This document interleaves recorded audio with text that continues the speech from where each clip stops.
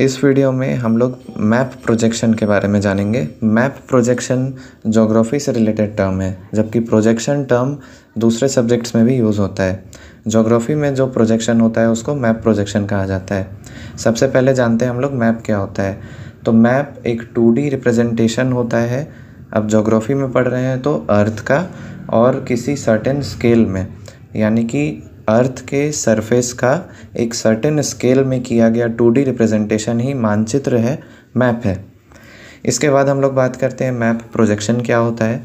तो map projection एक ऐसा मेथड होता है जिसमें हम लोग अर्थ के लैटिट्यूड्स और लॉन्गिट्यूड्स यानी कि ग्रेटिक्यूल को एक प्लेन सरफेस पे दिखाते हैं।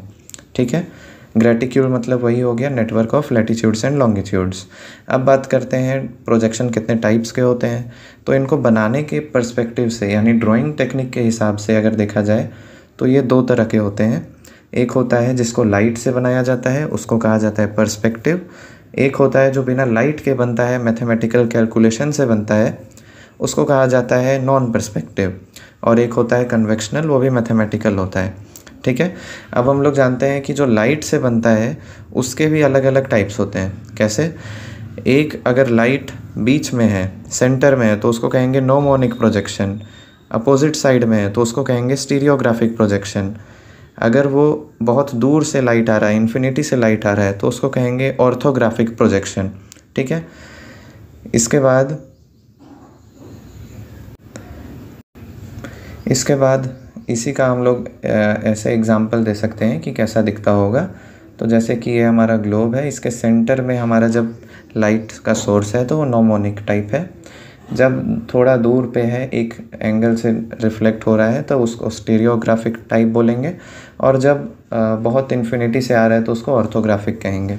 ठीक है, अब बेसिस के आधार पे यानी कौन सा सरफेस से हम लोग प्रोजेक्शन बना रहे हैं उसके आधार पे अगर देखा जाए तो एक होता है सिलेंड्रिकल, एक होता है कॉनिकल, एक होता है जेनिथल। सिलेंड्रिकल में सिलेंडर से कवर किया हुआ प्रोजेक्शन होता है, कॉनिकल में कोन से, और जेनिथल में एक साइड बस टेंजेंट जैसा टच करता है।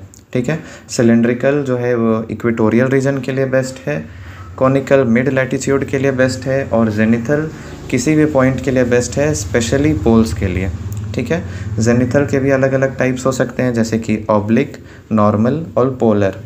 ठीक है, इसके बाद अगर प्रॉपर्टीज़ के हिसाब से बांटा जाए तो प्रॉपर्टीज़ के हिसाब से हम लोग बांट सकते हैं। अगर इक्वल एरिया रिप्रेजेंट कर रहा है हमारा प्रोजेक्शन तो वो है होमोलोग्राफिक। अगर ट्रू शेप दिखा रहा है तो वो है ऑर्थोमॉर्फिक। अगर वो ट्रू डायरेक्शन दिखा रहा है तो एजीमुथल। और अगर ट्रू